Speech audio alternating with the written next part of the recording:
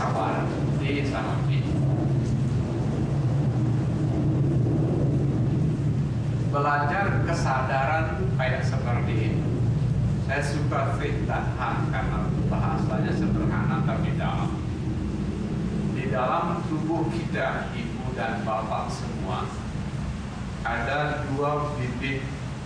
Ada bibit kemarahan, ada bibit kedamaian. Yang paling bagus adalah berhenti menyirami bibit kemarahan, lebih banyak menyirami bibit kedamaian. Pasti saya ditanya, bagaimana berhenti menyirami bibit kemarahan?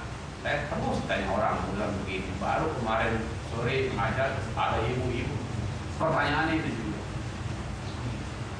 Kalau lagi marah berkunjung, tolong disadari, marah itu adalah bagian dari diri kita. Tidak dikirim sama setan, tidak dikirim sama marah. Kemarahan adalah bagian dari diri kita. Karena kemarahan adalah bagian dari diri kita, 3 rumusnya. Pertama, lihat. Yang kedua, senyum. Yang ketiga yang paling penting, jangan diikutin kemauannya. Kalau lagi marah, kemarahan itu bilang, lempar handphone, jangan. Lempar piring, jangan. Cekek istrinya, jangan. Karena kemarahan itu kemauannya kayak gitu. Orang bercerai, orang berkelahi, skala kecil, negara berperang, semuanya bermula dari manusia mengikuti kehendak kemarahan. Makanya apa yang saya sore ini sebut sebagai berhenti menyirami bibit kemarahan, rumusnya 3. Lihat, karena itu bagian dari diri kita. Senyum. Yang ketiga paling penting, jangan diikuti. Siapa yang sering berlatih lihat, senyum, jangan diikuti, Anda sudah latihan kesadaran yang bagus sekali. Praktek vipassana yang bagus. Dan jangan kaget suatu hari batin Anda jadi sejuk.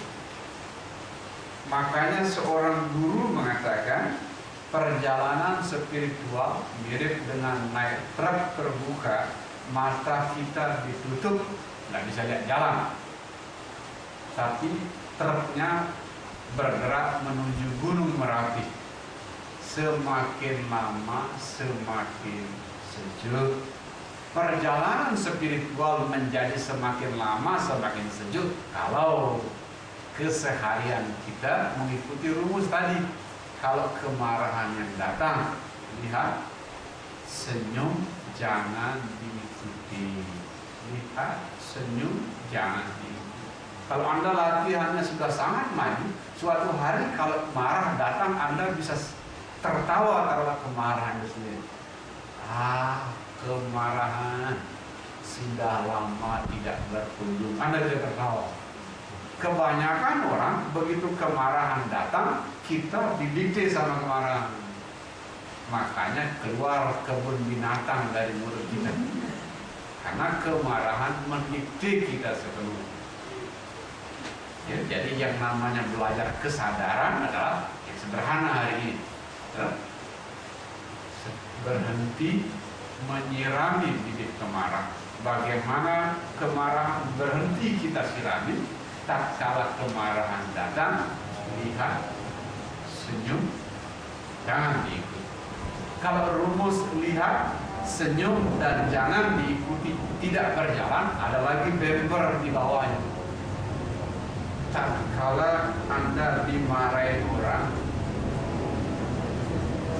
sebab utamanya adalah karena kita memberi judul menjengkelkan sama orang yang memarahi kita. Sebelum saya marah sama Anda, kalau judul saya menjengkelkan, respon saya marah. Jadi kalau rumus lihat, senyum, jangan diikuti, tidak membuat marah itu padam. Ganti judulnya dari orang menjengkelkan menjadi orang yang membutuhkan cinta kita. Suami marah, jangan lupa gaji suami 20% itu ongkos dimarahin loh. Oh iya, dimanapun Anda bekerja, Anda pasti dimarahin orang. Kalau gaji Anda 1.200.000, ongkos mendengarkan bos marah-marah.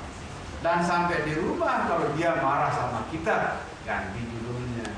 Jangan disebut suaminya menjengkelkan. Ganti menjadi dia membutuhkan cinta kita.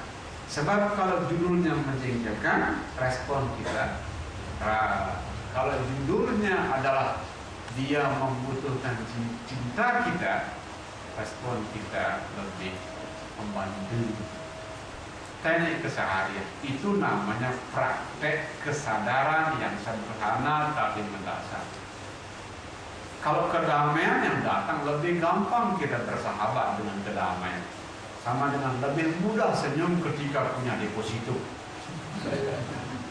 Tapi susah senyum ketika punya utang. Nah, kemarahan ini kayak utang. Tapi kalau Anda bisa tersenyum dalam kemarahan, senyum dengan kedamaian lebih mudah. Dan sore ini karena waktunya singkat, kita ngomong yang susah saja. Kemarahan yang datang ini latihan kesadaran. Lihat, senyum, jangan diikuti. Kalau itu tetap membakar kemarahan, jangan lupa mengganti judulnya dari orang menjengkelkan menjadi orang yang membutuhkan cinta kita. Kalau Anda setiap hari seperti itu, saya kira saktinya, kesadarannya, perhatiannya tiap hari membaik. Makanya Anda kalau belajar Buddha dalam-dalam, satu paling sering muncul. Ananda menangis tatkala Guru Agung Buddha mau parinibbana. Guru, saya belum tercerahkan. Apa yang ngajarin saya? Ananda nangis. Dengan tenang Guru Agung Buddha mengucapkan kata terakhir, sama sati. Sama sati itu artinya perhatian murni, kesadaran sempurna. Praktekkan 24 jam sehari. Bila mana perlu dalam keadaan mimpi pun Anda bisa sadar. Misal Anda kalau latihannya jauh, di mimpi pun Anda akan bisa melakukan pilihan yang sadar. Prakteknya apa kayak tadi? Kalau kemarahan datang, lihat, senyum, jangan diikuti. Kalau ini tidak bekerja, masih membakar marahnya, baru ganti judulnya. Untuk ibu dan bapak ketahui, di mana ada kelebihan, di sana ada kekurangan. Mirip dengan cerita teman saya Nasruddin mengeluh sama Tuhan, kenapa saya dikasih istri cantik? Karena cantiklah kamu cinta dia, Din. Sudah cantik, baik lagi Tuhan. Karena itulah kamu cinta dia, Din. Tapi maaf Tuhannya, jangan marah dia. Benar Tuhan nggak marah. Ah, kamu masa Tuhan marah? Ah, iya. Kenapa dia goblok? Dengan tenang Tuhan jawab, karena goblok lah dia pilih kamu. Kalau dia pintar, dia pilih orang lain. Moral dari cerita ini sederhana. Kenapa kita marah? Karena kita menerima kelebihan, menolak kekurangan. Kemarahan lebih jarang berkunjung ke kita kalau prinsipnya di mana ada kelebihan, di sana ada kekurangan. Kalau istri cantik dan baik, goblok penyakitnya. Kalau dia pintar sekali, cerewet penyakitnya.